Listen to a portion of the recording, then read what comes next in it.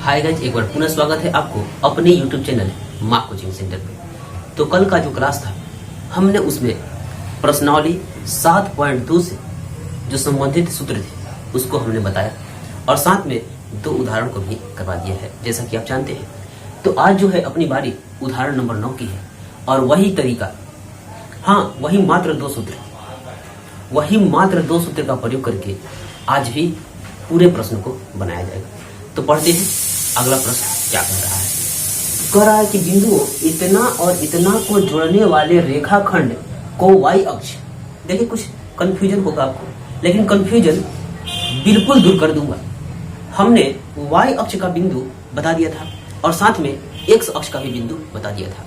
अगर आपने देखना भूल गया है, हाँ अगर आप नहीं देख पाए हैं तो आप चैनल के प्लेलिस्ट पे और निर्देशांक ज्यामिति जहां से शुरू हो रहा है वहां से देख सकते हैं। तो एक बार मैं जो अभी लोग नए जुड़े हुए हैं उनके लिए बता दूं कि यहाँ पे y अक्ष का बिंदु जो है, y अक्ष का बिंदु और साथ में x अक्ष का बिंदु, x अक्ष का बिंदु के लिए फॉर्मूला बताया था कि बिंदु जो है निर्देशांक हम लोग x y के रूप में लिखते हैं। और यदि आपको x अक्ष का कह रहा था तो जिस अक्ष पे कहेगा उसको लिखना है और जिस अक्ष की चर्चा नहीं होगी उसको 0 बना देना है। यानी कि x अक्ष का कह रहा है तो x तो लिखेंगे और x के अलावा दूसरे अक्ष की चर्चा नहीं हो रही है तो हम लोग 0 बना देंगे। हाँ x अक्ष का कह रहा था तो x लिखेंगे और जिसको नहीं कह रहा है उसको 0 बना देना है, ठीक है। और y अक्ष का बिंदु कहे तो देखिए y को लिखना है और जिस अक्ष को नहीं कहेगा उसको 0 बना देना है। अब तो बात समझ में आ गई हो कि जिस अक्ष को कहेगा उसको लिखे और जिस अक्ष को नहीं कह रहा है उसको 0 बना देना है। यही तो बिंदु होता है x अक्ष का और y अक्ष का। हाँ इसको हम हटाएंगे और आपसे एक बार फिर से पूछेंगे। जब हम डायग्राम बनाएंगे तो आपसे एक बार पूछेंगे और आपको बताना होगा। देखिए पहले तो प्रश्न पढ़ के एक डायग्राम हमको बनाना होगा।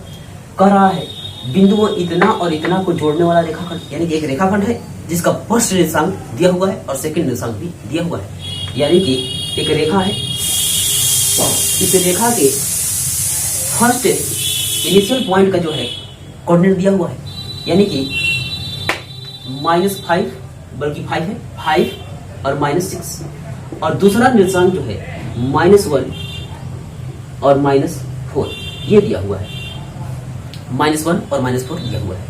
तो इन दोनों को जोड़ने वाले रेखाखंड को y अक्ष किस अनुपात में बटेगा। तो हम यहाँ पे कोई एक बिंदु डाल देते हैं जो कि इसको कुछ अनुपात में बांटने वाला है। तो कैसा वो बिंदु है उसका पहले नामकरण कर ले तो C बिंदु हमने मान लिया और ये बिंदु जो है y अक्ष से जा रहा है तो y अक्ष का निर्देशांक आप बताइए, क्योंकि हमने कह दिया था कि मैं पूछूंगा। तो यहाँ पर हम y अक्ष का निर्देशांक क्या लिखे, तो y अक्ष का निर्देशांक हमने अब यहाँ पर बताया है। y अक्ष का निर्देशांक जो होता है 0 और y होता है, 0 और y होता है। तो कह रहा है कि ये जो बिंदु है C इस रेखा को किस अनुपात में बांटेगा, यानी कि ना तो हमें m1 मालूम है और ना ही हमें m2 मालूम है। और साथ में कह रहा है कि इस प्रतिच्छेदन बिंदु के निर्देशांक भी आपको चाहिए, यानी कि y का मान चाहिए। तो देखिएगा वही तरीका से इसको कैसे हम लोग बना देते हैं और मात्र वही विभाजन सूत्र का ही इस्तेमाल करेंगे, कोई दूसरा सूत्र का इस्तेमाल नहीं करना है। इसके लिए तो आप निश्चिंत रहिए कि इस प्रश्न में ये सूत्र, उस प्रश्न में ये सूत्र, फलाना, ये सब कुछ नहीं करना है, मात्र एक ही सूत्र और पूरा प्रश्न समाप्त हो जाएगा। तो देखिए एक तरीका हमारे साथ सीख लीजिए कि जब x अक्ष से कहे तो y से चलना होगा और y अक्ष से कहे तो x से चलना होगा। कैसे, देखिए इस C के लिए आप सूत्र क्या लगा रहे थे, पहले तो एक रफ समझे। इस C के लिए आप सूत्र लगा रहे थे m1 x2 plus m2 x1 बटा में m1 प्लस m2। अरे वही है विभाजन सूत्र ही है, क्योंकि दूसरा सूत्र का इस्तेमाल जो है करने वाला ही नहीं। फिर है y के लिए चलेंगे m1 y2 plus m2 y1 बटा में m1 प्लस m2। ये मैं इसको अभी बना नहीं रहा हूँ, ये आपको समझाने के लिए कर रहा हूँ, ठीक है, समझाने के लिए कर रहा हूँ ताकि आपको बनाते समय कोई भी प्रश्न में दिक्कत ना हो। ये अभी बनाया नहीं जा रहा है, आपको समझाने के लिए एक मैं रफ कर रहा हूँ। तो C का निर्देशांक यहाँ पे हम लोग को मालूम हो गया है लेकिन अज्ञात रूप में मालूम हुआ है, y का मान नहीं मालूम है। तो हम लिखेंगे c के लिए 0 है और y है, और साथ में m1 x2 plus m2 x1 बटा में m1 प्लस m2 बने रहिएगा। हाँ, बने रहेगा अंत तक, क्योंकि अभी बनाया नहीं जा रहा है, ये आपको समझाया जा रहा है। साथ में यहाँ पे जो कहते मैं उतारूंगा m1 y2 plus m2 y1 अब बटा m1 प्लस m2। मैं बार बार बोलूंगा ताकि आपको याद ही करवा दूं, सुनते सुनते याद हो जाएगा। तो देखिए, यहाँ से ये जो है ये x के लिए है और यहाँ से ये जो है y के लिए है। तो यहाँ पे ना तो हमको y मालूम है और ना ही m1 m2 मालूम है। इसका मतलब जो है दोनों गायब है। तो हम लोग y से नहीं चलेंगे, हम लोग चलेंगे x से चलेंगे। और जब यहाँ पे प्रश्न में कहा था x अक्ष से विभाजित हो रहा है, जब कहेगा प्रश्न में x अक्ष से विभाजित हो रहा है, क्योंकि आपको प्रश्नावली में मिलेगा x अक्ष से विभाजित होगा तो यहाँ पे बिंदु बदल जाएगा, x और 0 हो जाएगा, उस समय आपको y निर्देशांक से चलना होगा। ठीक है, इसीलिए हमने इसको बताया। तो मैं x से ही चलूंगा, y से नहीं चलूंगा। तो इसको हटाता हूँ, अब रफ करता हूँ और चलता हूँ, शुरू से बनाने की क्रिया प्रारंभ किया जाएगा। इसको रफ कर दीजिए, यहां से इसको रफ हमने कर लिया। ये यहां से हम लोग बनाने का शुरू करेंगे। तो C का सूत्र होगा m1 x2 plus m2 x1 by m1 plus m2, comma m1 y2 plus m2 y1 बटा m1 प्लस m2। ये हमने ये बात लिख लिया। और C का निर्देशांक जो है x वाला कौन सा है, x वाला को ही चुनना है। तो C का x निर्देशांक कौन सा है, ये है। तो लिखेंगे क्योंकि x निर्देशांक C का x निर्देशांक C का x निर्देशांक है, x निर्देशांक 0 है। यहाँ पे मैं सूत्र पहले लिख देता हूँ ताकि आपको समझ में आए। x इक्वल टू ये सूत्र चलेगा, x के लिए ये सूत्र चलेगा और y के लिए ये सूत्र चलेगा।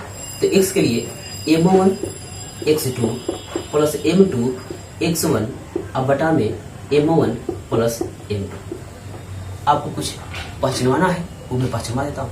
ये देखिए, तो यहाँ पे ये हुआ x1, ये हुआ y1, ये हुआ x2 और ये हुआ y2। अब हम लोग चल रहे हैं, ये वाला है x और ये है y। तो हम लोग x के लिए चल रहे हैं, तो x के लिए फॉर्मूला लिख लिया हमने। जब y से चलते तो y वाला फॉर्मूला लिखते, ये वाला लिखते। तो हमने x के लिए चला है, तो बताइए तो x कितना है, 0 है। 0 जेम कहते हुए रख लिया। m1 कितना है, m1 कितना है आपको बताना है। तो देखिए m1 ना तो मालूम है और ना तो m2 मालूम है। जो मालूम नहीं है जेम कहते हुए रहेगा, m1 जेम कहते हो गुना x2 चाहिए, तो x2 चाहिए तो कितना है -1 प्लस m2 चाहिए नहीं मालूम, जेम कहते हैं। अरे भाई m2 नहीं मालूम है, हमने जेम कहते हैं रख दिया है। और साथ में चाहिए x1, तो x1 कितना है 5 है, x1 है 5 और बटा में m1 प्लस m2। ये देखिए, यहाँ से एक लाइन और चलेंगे, यहाँ से एक बार और चलते हैं। 0 इक्वल टू m1 में जब -1 से गुना होगा तो -1 m1 लिख सकते हैं, या 1 लिखने की इच्छा नहीं है तो नहीं भी लिख सकते हैं, लेकिन मैं समझाने के लिए आपको लिखूंगा। और प्लस 5 में m2 से गुना होगा तो 5 को m2। अब एक काम करिए कि बटा में नीचे जो लिखा हुआ है m1 प्लस m2, इस पे विचार करिएगा थोड़ा सा। आपको हमने कह दिया था कि कैचिया गुणा नहीं कहना है, ब्रज गुणनखंड कहना है। तो यहाँ से बटे में 1 डाल करके हम लोग क्रॉस मल्टीप्लाई इस तरह से कर सकते हैं। तो जब वो 0 से इस पूरे में गुना होगा तो क्या बना देगा, 0 गुना m1 तो 0, 0 गुना m2 तो 0। इसका मतलब जो है हम इधर आएंगे, यहाँ पे आ गया 0। हाँ, क्योंकि इसमें 0 से गुना करेगा तो 0 हो जाएगा। और 1 में -m1 से गुना होगा तो -1 m1 ही बचेगा, और प्लस 1 में 5 को m2 से गुना होगा तो 5 m2 ही बचेगा। एक काम करिए कि m1 को इधर लाइए और m2 को इधर छोड़ दीजिए। तो माइनस में है, इधर आएगा तो क्या हो जाएगा प्लस में, यानी कि +1 m1 इक्वल टू 5 m2। अब अनुपात एक दूसरे के विपरीत होते हैं, लेकिन आपको मैंने बताया है कैसे लिखना है यहाँ पर। तो देखिए चर ABCD वाले को एक साथ रखिए और अचर को एक साथ रखिए। तो M1 यहाँ पे है और M2 को जब इधर से बुलाएगा तो गुना में है, इधर आएगा तो क्या हो जाएगा, भाग में। और इधर बचा क्या, M2 तो भाग गया तो बचा क्या, 5।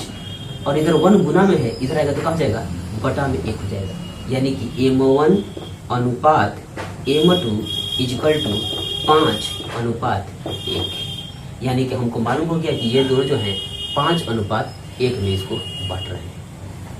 ठीक है, अनुपात तो हमने निकाल लिया, अनुपात निकाल लिया भाई, और धीरे धीरे निकाल लिया है ताकि आपको समझ में आए। लेकिन इतना ही काम नहीं करना था। अभी ये कह रहा है प्रश्न कि जो है ये निर्देशांक कि किस अनुपात में बांटेंगे, तो 5:1 में बांटेंगे। और साथ में कह रहा है कि इस प्रतिच्छेदन बिंदु का, ये जो प्रतिच्छेदन बिंदु है इसका निर्देशांक भी निकालिए। यानी कि x मिल गया है 0, y आपको बताना है कि c का निर्देशांक कितना होगा। तो हम लोग क्या करेंगे, इसको रफ करते हैं। अब बनाते हैं आगे बनाते हैं, इसको रफ कर लिया जाए। इसको हमने रफ कर लिया। ये देखिए, ये वाला तो हम नहीं लगाएंगे।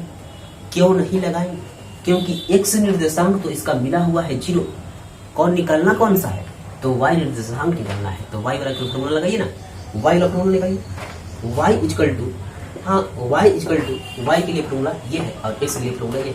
तो y के लिए फॉर्मूला निकालेंगे तो हो जाएगा M1 y2 plus M2 y1 अब बटा में M1 प्लस M2। एक बात मजे की हो गई है, कौन सी बात, वो बात मजे की ये है कि आपको M1 और M2 मिला हुआ है। यही बात मजा है कि M1 भी मिला हुआ है और M2 भी हम लोगों ने निकाल लिया है। केवल मान रखना है और y का मान निकाल देना है। तो देखिएगा यहाँ से आप बताइए, तो M1 कितना है, तो M1 है 5 गुना y2 कितना है, तो y2 तो दिया हुआ है भाई, वो y2 दिया है कितना, -4 गुना -4 प्लस M2 दिया है, M2 दिया हुआ है 1 गुना y1 चाहिए, y1 भी मिला हुआ है -6 अब बटा में M1 प्लस M2 आपको चाहिए। तो M1 प्लस M2 यानी कि 5 प्लस 1। यहाँ से देखिए तो 5 में 4 से गुना होगा तो -20 और प्लस माइनस और ये कितना हो जाएगा 6 और बटा में ये हो जाएगा 6। यानी कि अपने पास बनने वाला है 20 और 6 26 -26 अब बटा में 6। चाहे तो इसको काट सकते हैं, 3 गुना का 6 और 13 गुना का 26 यानी कि -13 बटा में 3। अब देखिए C का निर्देशांक, इस C का निर्देशांक आपको चाहिए था, इस C का निर्देशांक, तो C का निर्देशांक है 0, y। तो 0 जेव का देव और y का वैल्यू हम लोगों ने यहाँ से निकाल लिया है कितना, -13/3। तो -13/3 ये हमने बना लिया। तो पहले अनुपात निकाल दिया हूँ, उसके बाद C का निर्देशांक निकाल दिया हूँ और यही कह रहा था जो कि पूरी तरह से कर दिया है। तो बढ़ते हैं अगले प्रश्न के पास, और ये प्रश्न का सॉल्यूशन जो है कितना आप समझ पाए हैं, इस वीडियो को लाइक करके आप बता सकते हैं कि कितना समझ में आया है। तो बढ़ते हैं अगला उदाहरण के पास। तो जैसा कि मैंने प्रश्न को लिख लिया है, अगला उदाहरण जो है उदाहरण नंबर 10 उसको हमने लिख लिया है और आपको पढ़ के बताना है। और किसी दूसरे सूत्र का इस्तेमाल नहीं कर लिया जाएगा, क्योंकि हमने कह दिया है कि मात्र 2 ही सूत्र है, तो 2 ही सूत्र है। इस बात को मैं तो बार बार रिपीट करने वाला हूँ, क्योंकि जो कहे हैं वही करेंगे। हाँ, जो कह दिया है वही किया जाएगा। तो देखिए, यदि बिंदु इतना A, B, C और D एक समानांतर चतुर्भुज के शीर्ष है, पहला तो आपने दिमाग मिला देना है कि एक समानांतर चतुर्भुज डायग्राम में बनाना है। तो मैं बनाने जा रहा हूँ, और चाहे तो आप मेरे साथ भी कॉपी किताब लेकर के बैठिए और हमारे साथ बनाइए। और एक काम आपसे और कहूँगा कि इस विकट परिस्थिति में यदि आपको पढ़ाई में फायदा हो रहा है, आप हमारे माध्यम से पढ़ पा रहे हैं, तो आप सोचें कि किसी दूसरे दोस्तों का भी भला हो जाए, ताकि वो भी इसे विकट समस्या में आपके साथ बैठ करके पढ़ सके, हमारे साथ बैठ कर पढ़ सके, हम सभी के साथ बैठ करके पढ़ सके। तो आप अपने इस वीडियो को किसी दूसरे दोस्तों के पास भी शेयर करें या बताएं कि हमने यहाँ से पढ़ाई किया है, तो वो भी पढ़ सके या किसी दूसरे दोस्त भी मिल जाए। यानी कि हम लोग एक दूसरे का भला करें तो बेहतर होगा, क्योंकि आपकी इस पढ़ाई के लिए मैं तत्पर हूँ और आपको प्रतिदिन मेहनत कर रहा हूँ आपके लिए, कि ताकि आपकी पढ़ाई का जो बैलेंस है वो ना बिगड़ पाए। तो आपसे यही एक उम्मीद रहेगी कि किसी दूसरा दोस्त तीसरे दोस्त के पास इस तरह से धीरे धीरे फैलेंगे और ताकि सबको पढ़ाई का फायदा जो है मिल सके, किसी की पढ़ाई में कुछ अवरोध ना आए। आप ये काम अवश्य करिएगा। तो हमको एक फोटो कह रहा है, एक डायग्राम बनाने के लिए कह रहा है कि एक समानांतर चतुर्भुज बनाइए। तो आपको समानांतर चतुर्भुज बनाने आता है और आप बनाई देंगे, तो बनाते हैं। एक समानांतर चतुर्भुज हमने यहाँ पे बनाया और इसका नामकरण कर लेता हूँ ए, बी, सी और डी। ये नामकरण प्रश्न ही कह रहा है, हम लोग अपने मन से कुछ किए नहीं। तो ए कह रहा है 6 और 1, ए की जगह हमने लिख दिया 6, 1। बी की जगह पे लिख दिया 8 और 2, 8 और 2। और सी की जगह पे लिख दिया 9 और 4। और डी की जगह पे हमने लिख दिया है P और 3। इतना काम हमने कर लिया। अब पढ़ते हैं थोड़ा सा आगे। तो कह रहा है कि शीर्ष इसी क्रम में हो तो P का मान ज्ञात कीजिए। तो देखिए यहाँ पे x और y मिला हुआ है, x और y मिला हुआ है, x और y मिला हुआ है, लेकिन यहाँ पे x और y नहीं मिला हुआ है। y निर्देशांक दिखाई दे रहा है, लेकिन x को अज्ञात रख दिया गया है। उसी अज्ञात मान को हम लोग को निकालना है। तो क्या आपको समानांतर चतुर्भुज की कोई एक क्वालिटी याद आ रही है? क्योंकि हमने क्वालिटी जो है प्रश्नावली 7.1 में सम चतुर्भुज, समानांतर चतुर्भुज और साथ में आयत और वर्ग के विकर्णों की कुछ क्वालिटी बताई। तो देखिए यहाँ पे मैं एक बार फिर से उसको बताऊंगा। समानांतर चतुर्भुज के विकर्ण, समानांतर चतुर्भुज के विकर्ण जो है ये एक दूसरे को समद्विभाजित करते हैं। समानांतर चतुर्भुज यहाँ पे लिख दूंगा, यहाँ पे पहले लिखना है और ये नोट रहेगा, ये नोट रहेगा कि समानांतर चतुर्भुज के विकर्ण, समानांतर चतुर्भुज के विकर्ण, समानांतर चतुर्भुज के विकर्ण एक दूसरे को समद्विभाजित करते हैं, समद्विभाजित करते हैं। और देखिएगा कितना समझ में आएगा। ऐसा समझ में आएगा कि ये भूलना मना हो जाएगा। हाँ देखिए, समानांतर चतुर्भुज के विकर्ण यानी कि AC जो है और यहीं से BD खींच दिया जाएगा, तो जितना होगा ये AC, ये यहाँ मान लिया हमने O, जितना होगा AO उतने होगा OC। समद्विभाजित का यही अर्थ है भाई। और कहेंगे AC को केवल काटेगा कि BD को भी काटेगा, एक दूसरे को काट रहे हैं। इसका मतलब जितना BD था और AC जैसे ही आया तो उतने हो जाएंगे DO, उतना ही हो जाएगा BO। जितना होगा DO उतना ही हो जाएगा BO। इसका मतलब जो है O जो है ये O AC का भी मध्य बिंदु है और साथ में BD का भी मध्य बिंदु है, दोनों के लिए मध्य बिंदु है। और मध्य बिंदु वाला फॉर्मूला आपको मालूम है, मध्य बिंदु वाला फॉर्मूला क्या था? x1 + x2/2 और y1 + y2/2, ये तो फॉर्मूला था। तो हम लोग क्या करेंगे, यहाँ लिखेंगे, यहाँ से हम लोग सॉल्व कर रहे थे तो लिखेंगे AC और AC का मध्य बिंदु थोड़ा सा इधर से लिखा जाए। AC के मध्य बिंदु का निर्देशांक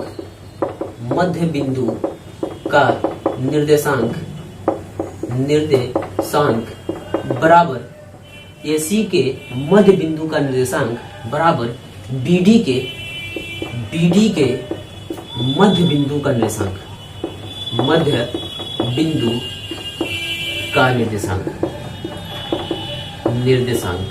ये हमने लिखी। अब आपको एक बात बताना है कि O कह रहा है, ये O कह रहा है कि मैं AC का भी बीच बिंदु हूं और O कह रहा है कि मैं BD का भी बीच वाला बिंदु हूं। ठीक है, तो सबसे पहले AC के मध्य बिंदु जो O है तो O का निर्देशांक हो जाएगा वही फॉर्मूला x1 + x2 बटा में 2, y1 + y2 बटा में 2। इधर आइए, BD का भी मध्य बिंदु का निशान, ये BD जो है इसका मध्य बिंदु कौन है, O है, तो इसका निशान क्या होगा, तो कहिएगा 101 मध्य बिंदु का जैसे ही बात आएगा तो मध्य बिंदु वाला ही सूत्र लगाना होगा, अनुपातिक सूत्र नहीं लगाना होगा। हाँ, या सेक्शन फॉर्मूला का इस्तेमाल नहीं करिएगा, विभाज्य सूत्र का इस्तेमाल नहीं करना है, आपको करना है मध्य बिंदु, मात्र 2 ही सूत्र। हाँ, तो x1 प्लस x2 बटा में 2 कॉमा y1 प्लस y2 बटा में 2, ये भी हमने कर दिया। तो देखिए, जब बात कर रहे थे AC के, जब AC का बात हो रहा है तो यही न हुआ x1, ये हुआ y1 और ये हुआ x2, ये हुआ y2। कुछ दिक्कत है? जब कह दिया हमने A और C, तो A पहला बिंदु तो x1 y1, अब B और C जो है दूसरा बिंदु तो x2 y2, इसमें क्या दिक्कत होने वाला है? तो चलिए, तो x1 अब प्लस में x2 यानी कि 9 अब प्लस 6, यहाँ से लिखेंगे 9 अब प्लस 6 अब बटा में 2 comma y1 plus y2, y1 अब प्लस y2 यानी कि 1 अब प्लस 4 अब बटा में 2, 1 प्लस 4 बटा में 2, ये हमने खत्म कर दिया। अब आते हैं इस तरफ BD, देखिए तो ये BD है, यहाँ से इसको हम लोग हटाएंगे, अभी यहाँ से इसका हटाएंगे क्योंकि हमने आ गया है BD में, हम लोग आ गए हैं BD दूरी के पास चले हैं, B और D, तो पहले B बोले हैं तो x1 y1, अब बाद में D बोले हैं तो x2 y2, ये हमने लिख लिया। फॉर्मूला लगाइए, फॉर्मूला लिखा हुआ है, मान रखना है। तो यहाँ से हम कहेंगे x1 प्लस x2 जाइए, तो x1 8 और x2 p, 8 प्लस p बटा में 2 comma y1 plus y2 2 plus 3, देखिए तो y1 2 और y2 3 यानी कि 2 प्लस 3/2, ये यहाँ से थोड़ा समय रुकने के कहूँगा ताकि आप समझ लें कि कैसे होने वाला है। ये देखिए, ये जो बात है, ये x का दोस्त है और ये y का दोस्त है, और नहीं पता तो कैसे, ये देखिए कैसे दोस्त है आपको समझ में आना चाहिए। तो देखिए 4 1 5 बटा में 2 और 3 2 5 बटा में 2, यानी कि x वाला का दोस्त होता है और y वाला का दोस्त होता है। तो यदि आपको समझ में आ रहा होगा तो मैं एक बार और कहने चाह लूंगा, एक बार और कहना चाहता हूँ कि आप इसके दोस्ती और इसकी दोस्ती कराइएगा तो क्या आपको p मिल रहा है? नहीं मिल रहा है। इसका दोस्ती इसका दोस्ती कराइएगा यानी कि x का दोस्ती कराइएगा तो p मिल रहा है, तो आप कहेंगे मिल रहा है, तो जिसमें p मिल रहा है उसी से न चलना है। तो हम लोग क्या करेंगे, ये दोस्ती हटाएंगे, ये वाली दोस्ती हटाएंगे और इसकी दोस्ती इससे कराएंगे, यानी कि यहाँ से हम लोग हटाएंगे और लिखेंगे x कोऑर्डिनेट के बराबर, तो लिखेंगे चूंकि 9 plus 6/2 equal to 8 plus p/2, ये एक दूसरे के दोस्त हो गए। इधर आए क्या, इधर दिखाई नहीं दे रहा होगा आपको, तो इधर आते हैं 9 6 15 बटा में 2, 15 बटा में 2, 15 बटा में 2 और साथ में 8 प्लस p बटा में 2, 8 प्लस p बटा में 2। एक बार फिर देखिए, इसका पहला इसके पहले का दोस्त, इसका दूसरा इसके दूसरे का दोस्त, तो देखिए दूसरा का दोस्ती कराएंगे तो p नहीं मिल रहा है, तो हम लोग कहाँ चलेंगे, पहला के दोस्ती में चलेंगे, यानी कि पहला और पहला हमने ले लिया। तो पहला था 9 प्लस 6/2 और दूसरा का पहला था 8 प्लस p बटा में 2, जो हमने लिख लिया। अब हम लोग को काम करना है ब्रज गुणनखंड का काम, यानी कि क्रॉस मल्टीप्लिकेशन का काम करना है। तो देखिए, तो एक काम करेंगे कि चाहे तो आप यहाँ से 2 को मार सकते हैं, हाँ भाई दोनों का हर जो है बराबर है तो मार सकते हैं। तो यहाँ से हमने इसको काट लिया और यहाँ से इसको काट लिया। यदि किसी को काटने की इच्छा नहीं है तो डायरेक्टली क्रॉस मल्टीप्लाई करा सकता है। हाँ, अब यहाँ से देखिए 15 बच गया और साथ में बच गया 8 प्लस p, कुछ करना नहीं है, संख्या को एक तरफ भेज दीजिए। तो 15 माइनस 8 इक्वल टू p, यानी कि 15 में से 8 जाएगा तो बचेगा 7 इक्वल टू p, यानी कि p का जो वैल्यू है इसलिए p इक्वल टू आ गया है कितना 7, जो कि हमने कर लिया। p का वैल्यू 7 आ गया है। और आप कितना समझ पाए हैं ये तो पता चलेगा प्रश्नावली में। हाँ, क्योंकि आपसे ही पूछने वाला, प्रश्नावली में ही समझ में आएगा। और यदि समझ में आ गया है तो प्रश्नावली में जाकर के देखिए, इसी तरह का एक प्रश्न है, आप उसको बना सकते हैं। हाँ, अब चाहे तो कितना हमारे द्वारा समझे, वीडियो को लाइक करके भी बता सकते हैं। तो यदि समझ में आ रहा है तो ठीक है, बढ़ेंगे हम लोग आगे। लगभग पूरे प्रश्नावली के प्रश्नों को समाप्त कर लिया जाएगा, लेकिन साथ में हमने अभी आपको याद दिलाने के लिए कर देता हूं, जिसके पास किताब नहीं है और किताब सामने नहीं रखा है, तो हमने पूरे उदाहरण को समाप्त कर लिया। अब अपनी बारी जो है प्रश्नावली के क्वेश्चन नंबर 1 की है। तो चलते हैं प्रश्नावली के पास। तो जैसा कि मैंने प्रश्न को लिख लिया है और आपको पढ़ के भी बताना है, तो देखिए, तो कह रहा है कि उस बिंदु के निर्देशांक ज्ञात कीजिए जो बिंदु इतना और इतना को मिलाने वाले रेखाखंड को 2:3 के अनुपात में विभाजित करता है। अरे भाई, ये तो अपना दोस्त है। हाँ, अपना दोस्त है। कैसा? उदाहरण वाला दोस्त है। और उसी तरह से इसको भी बनाया जाएगा। ये तो अपना आदमी है और साथ में आप इसको बेहतर तरीके से समझ लिए थे। तो देखते हैं और इसको बनाने का प्रयास करते हैं कि क्या ये आपसे बन रहा है क्या। और यदि आप प्रयास किए होंगे तो बहुत बढ़िया है और आप यहाँ से मिला सकते हैं। तो देखिए, कह रहा है कि बिंदुओं इतना और इतना को मिलाने वाले रेखाखंड, यानी कि इन दोनों को बिंदुओं को जोड़ करके एक रेखाखंड बनाया गया होगा। तो हम लोग यहाँ से रफ करेंगे, एक डायग्राम बनाएंगे।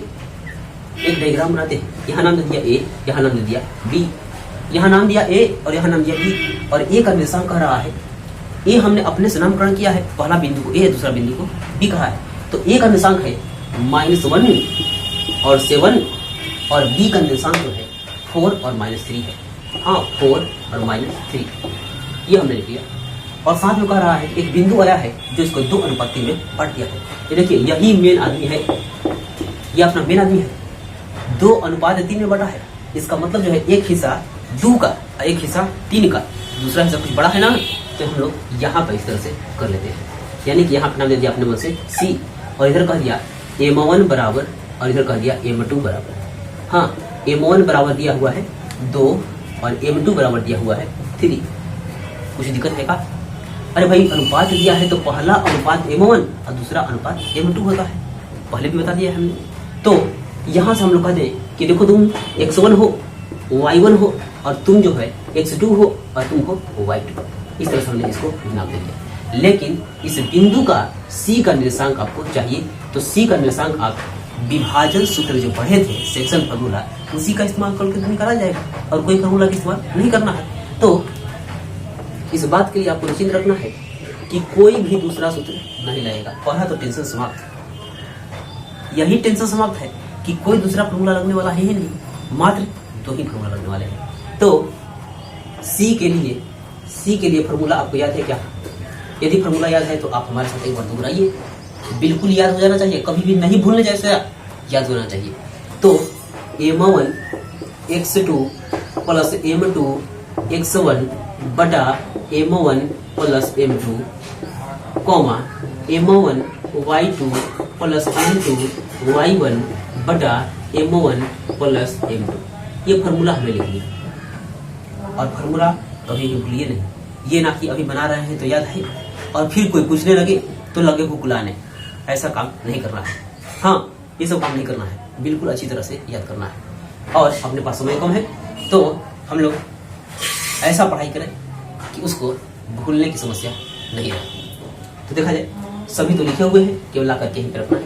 तो रखिए हमारे साथ, रखिए हमारे साथ। M1 गुना X2 चाहिए, तो चलते हैं आपके पास बनाते हैं। M1 गुना X2 चाहिए, तो M1 2 और X2 4, यानी कि 2 × 4 प्लस M2 गुना X1 चाहिए, M2 3 और X1 -1, तो 3 × -1। अब बटा में M1 प्लस M2 चाहिए, तो M1 2 और M2 3, यानी कि 2 + 3 चाहिए। ये तो हमने काम कर लिया। ये कह रहा है कि M1 भी चाहिए और Y2 भी चाहिए, तो M1 भी चाहिए और साथ में Y2 भी चाहिए, यानी कि 2 × -3 चाहिए, तो 2 × -3 प्लस M2 भी चाहिए और Y1 भी चाहिए, तो M2 भी चाहिए और Y1 भी चाहिए, यानी कि 3 × 7, 3 × 7। अब बटे में आपको देखिए एक चीज और चाहिए, क्या? M1 प्लस M2, तो M1 2 और M2 3, यानी कि 2 + 3। ये हमने काम कर लिया। अब तो यहाँ से कुछ करना नहीं है, आप कर सकते हैं क्योंकि जोड़ घटाव तो करना है। तो 2 4 जा 8 और प्लस माइनस माइनस 3 1 जा 3 बाई 5 2 3 5 तो होता है और 2 3 जा 6 यानी कि 2 3 6 होगा और प्लस 3 7 21 और बटा में 3 2 5। ये हमने यहां से काम कर लिया। ये देखिए 8 में से 3 जाएगा तो बचेगा 5 बटा में 5 कॉमा 6 को उधारी खाली है माइनस है और 21 रुपया अपने पास है तो 21 में से 6 जाएगा तो 15 नहीं बचेगा तो 15 और बटाई में 5 आप लोग जानते हैं भाई। तो कराइए 5 एकम 5 और 5 तिया 15 यानी कि मिल करके आ गया अपने पास 1,3 यानी कि इस C का निर्देशांक हम लोगों ने निकाल लिया है 1 और 3। कैसा लग रहा है? हमने कह दिया था कि बेहतर तरीके से आपको समझाना है तो बेहतर तरीके से ही समझ में आएगा। तो ठीक है, अब इसको हम लोग रफ करेंगे और चलते हैं क्वेश्चन नंबर 2 के पास। तो प्रश्न संख्या 2 को लिख लिया गया है और इसको पढ़ के सुन लिया जाए और पढ़ के देखते हैं हम लोग क्या कह रहा है। प्रश्न कह रहा है कि बिंदु 4 -1 और -2 -3 को जोड़ने वाले रेखाखंड को समत्रिभाजित करने वाले बिंदुओं के निर्देशांक ज्ञात कीजिए। ये तो अपना प्रिय दोस्त है। कैसे? क्योंकि ऐसा क्वेश्चन हमने उदाहरण में बना दिया है। तो अपना दोस्ती न हुआ, पहले तो बना लिया आपने, तो फिर से भी इसको बनाने का काम किया जाएगा और इसका तरीका आपको मालूम हो क्या है तो बेहतर तरीके से समझ में आएगा। तो देखिए, तो कह रहा है कि इनको और इनको जोड़ने वाले रेखाखंड हम लोग इसको जोड़ लेते हैं। देखिए यहाँ पे बिंदु डाल दिया और बिंदु 1 डाल दिया यहाँ पे और इसका निर्देशांक दिया हुआ है 4 और -1। हाँ भाई 4 और -1 और इसका नाम हम कर देते हैं A हुआ और दूसरा बिंदु जो है इसका नामकरण कर देते हैं हम लोग B और इसका निर्देशांक दिया हुआ है -2 -3। ये भी हमने लिख दिया। इनको जोड़ने वाले रेखाखंड यानी कि इनको जोड़ करके एक रेखाखंड बनाना है तो हम इसको जोड़ भी लिया। तो जोड़ने के बाद कह रहा है कि इस रेखा को समत्रिभाजित करता है। तो उस समय भी पूछे थे कि यदि इसको 3 बराबर बराबर हिस्सों में काटना होगा तो आप कितना बार कैंची चलाइएगा? हाँ, तो आप कहेंगे 3 बार, कोई कहेगा 2 बार। तो 3 बार क्यों काटेंगे भाई? 3 बार काटिएगा तो 4 हिस्सा हो जाएगा। जो बार काटना होता है उतना एगो कम काटना होता है। इसका मतलब जो है कि 3 हिस्सा कह रहा है समत्रिभाजित, तो 2 बार काटेंगे, 2 बार काटेंगे। एक बार यहाँ काट दिया और एक बार यहाँ काट दिया। कैसे? आपको 3 हिस्सा चाहिए था तो एक हिस्सा यहाँ हुआ, एक हिस्सा यहाँ हुआ और एक हिस्सा यहाँ हुआ। 3 हिस्सा तो हो गया। अब देखिए इतना बड़ा एक रेखा है, कहेगा 2 भाग में काटिए, तो कई बार काटिएगा? इसको एक ही बार में काटिएगा। 2 हिस्सा को मिल करके हो गया है। इसका मतलब कि जितना खंड चाहिए उतना एगो कम हम लोग काटते हैं। तो यहाँ पे 2 हिस्सा चाहिए था लेकिन कैंची एक ही बार चलाएंगे। यहाँ पे 3 हिस्सा चाहिए था लेकिन कैंची 2 बार चलाएंगे। 2 हिस्सा में बांट दिया और ऐसा बांटना है कि तीनों हिस्सा जो है ये बराबर होना चाहिए। तो कह रहा है कैसे बराबर होना चाहिए? ये मैं नहीं कह रहा हूँ, ये कह रहा है प्रश्न। क्योंकि सम मतलब होता है बराबर और त्रि मतलब 3 और भाजित मतलब बांटना, यानी कि समत्रिभाजित करना है। तो समत्रिभाजित करने वाले बिंदु का नामकरण कर लिया जाए C और यहाँ नाम हुआ D।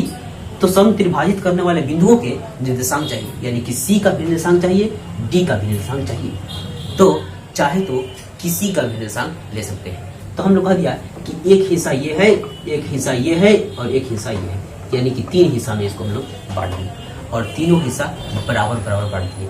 कोई चाहे तो 2-2 भी कह सकता है, यहाँ पे भी 2, यहाँ पे भी 2, यहाँ पे भी 2, क्योंकि बराबर बराबर होना चाहिए। कोई चाहे तो 3-3-3 भी कर सकता है। तो बांटने का तरीका है, अगर आप 2-2 रुपये बांटते हैं तो 2-2 बांट सकते हैं, 3-3 रुपये बांटते हैं तो 3-3 रुपये भी बांट सकते हैं। तो किसी की इच्छा हो तो पहले C भी निकाल सकता है, किसी की इच्छा है तो पहले D को भी निकाल सकता है। जो मन करे वहां पे आप जा सकते हैं, लेकिन जाने से पहले अनुपात को दिमाग में लेकर के चलना है। यदि किसी ने C को निकालना चाहा, इसे C को निकालना चाहा तो C के इधर कहलाएंगे M1 और C के इधर कहलाएंगे M2। हाँ, तो M1 कितना मिलेगा? 1 मिलेगा, लेकिन C के इधर 2 आदमी है तो M2 कितना मिल जाएगा? 2 मिल जाएगा। यदि किसी को D का निकालने की इच्छा हुआ है तो D के इधर जो है M1 कहलाएंगे और D के इधर जो है M2 कहलाएंगे। तो M1 कितना मिल गया? D के इधर अब देखिए तो M1 कितना? 1 और 1, यानी कि M1 मिल जाएगा 2 और M2 कितना मिल जाएगा? तो 1 को मिलेगा तो M1। तो अपना तरीका है, किसी को भी पहले निकाल सकते हैं। समझ में आ रहा है कि हमने क्या कहा है? और मैं क्या कहना चाहता हूँ आप बिल्कुल समझ रहे हैं। तो सबसे पहले सी का निकालिए या डी का निकालिए। तो हम लोग शुरुआत में से चलेंगे और सी का ही निकालने का काम करेंगे। सी का निकालते हैं तो सी के लिए वही सेक्शन फॉर्मूला है, सी के लिए भी वही फॉर्मूला, और डी के निकालेंगे तो वही फॉर्मूला, कोई दूसरे फॉर्मूला का यूज नहीं होगा। तो सी का निकालते हैं। सी का निकालेंगे m1 x2 plus m2 x1 by m1 plus m2 comma y के लिए चलते तो m1 y2 plus m2 y1 बटा m1 प्लस m2, ये हमने यहाँ लिख लिया। तो जब सी के निकालेंगे तो सी के इधर m1 होंगे, तो m1 कितना है 1 है, और सी के इस तरफ आइए तो पूरा कहलाएगा m2। तो m2 के लिए एक हिस्सा ये और एक हिस्सा ये, यानी कि m2 बराबर हो जाएगा कितना 2 हो जाएगा, ठीक है। और ये कहलाया अपना x1 y1 और ये कहलाया x2 y2। कुछ दिक्कत है? अरे भाई सी के पास गए हैं तो सी के इधर एक पार्ट तो m1 और सी के उधर 2 पार्ट है तो m2। तो m2 कितना मिल गया है 2 पार्ट मिल गया है, और m1 कितना मिल गया है 1 पार्ट मिल गया है, यानी कि रेशियो जो है 1:2 का डिवीजन हो रहा है। तो फॉर्मूला देख रहे हैं और सबको देख भी रहे हैं, इस डायग्राम में बैठाने का आपको करना है, हमारे साथ ही करना है। हाँ m1 और चाहिए x2, तो m1 गुना x2 यानी कि 1 गुना -2, 1 गुना -2 प्लस m2 गुना x1, m2 गुना x1 यानी कि 2 × 4। अब बटे में आपको कितना चाहिए m1 प्लस m2 चाहिए, तो m1 प्लस m2 यानी कि 1 प्लस 2, ये हमने कर लिया। और साथ में इधर आइए तो m1 y2 m1 और साथ में y2 यानी कि 1 × -3 plus m2 × y1 m2 × y1 यानी कि 2 × -1 और बटा में m1 प्लस m2 यानी कि m1 प्लस m2। कुछ दिक्कत है? किसी को कुछ दिक्कत नहीं होने दिया जाएगा। एक बार देखिए, सबको देख रहे हैं, ये जरूरी नहीं है कि मैं रखूंगा तभी आप रखिएगा। आप देख रहे हैं कि m1 m2 x1 y1 x2 y2 सब लिखा हुआ है, यहाँ पे ला करके रखना है तो क्या दिक्कत है, आप रख सकते हैं। हाँ, तो तरीका तो हमने बता दिया। 1 - 2 तो -2 प्लस 2 × 4, 2 × 4 हो जाएगा 8, अब बटा में ये हो गया 3 कॉमा। एक बार आपको मैं फिर से मिलवा देता हूँ ताकि आपकी जो पूछने की समस्या है वो बनी रहे। देखिए m1 गुना x2 चाहिए तो m1 1 और x2 चाहिए तो -2, तो हमने लिख दिया 1 × -2 प्लस m2 गुना x1 चाहिए तो m2 गुना x1 चाहिए तो 2 × -1। यहाँ तो गड़बड़ी हो गया है, नहीं सही है, ठीक है, ठीक। और आगे बढ़ते हैं m1 × y2 m1 × y2 तो y2 है -3 यानी कि 1 × -3 और m2 × y1 तो m2 कितना है 2 और y1 कितना है तो y1 है -1 और बटा में m1 प्लस m2 यानी कि दोनों को जोड़ करके लिखना है, जो कि हमने लिख लिया है। तो यहाँ से -3 प्लस माइनस हो गया -2 × 2 अब बटा में हो गया है 3। ये देखिए तो 2 रुपए का कर्जा खाए हैं, 2 रुपए का कर्जा खाए हैं और 8 रुपए जमा कर दिए तो 6 रुपए अपना ना हो गया है, यानी कि 6 अब बटा में 3 कॉमा -3 और -2 -5 अब बटा में 3। चाहे तो काट सकते हैं, ये देखिए 2 बार में ये हो गया 2 -5/3। ये हमने एक निकाल लिया, किसका सी का निकाल लिया है। अब निकालने चल रहे हैं डी के पास। डी का यहाँ पे स्पेस नहीं है, हम लोग इधर बनाने का काम करेंगे। तो देखिए डी उसी तरह से और इसी फॉर्मूला का यूज करके हम लोग निकालेंगे, लेकिन डी जाने से पहले हमने कहा जिसका निकालने जाइएगा तो m1 m2 को दिमाग में लेके जाइएगा, ये नहीं करना ये चल गए, ऐसा नहीं जाना होगा। हाँ, तो देखिए यहाँ पे हम इसको हटाते हैं और आपको m1 और m2 पहचानवाते हैं। यदि आप पहचान रहे हैं तो बहुत बढ़िया है कि ताकि आप एक ही बार में समझ गए, और जो लोग नहीं समझ आ रहे हैं उनके लिए कोई दिक्कत और कोई परेशानी की जरूरत नहीं है। आप चाहे तो एक बार 2 बार भी पूछ सकते हैं। और नहीं होगा तो आप हमें व्हाट्सएप नंबर से जुड़ सकते हैं। मैं हर संभव आपको प्रयास करूंगा। एक बार हमने व्हाट्सएप नंबर लिखा था और एक बार फिर से लिख देता हूं यहाँ पे।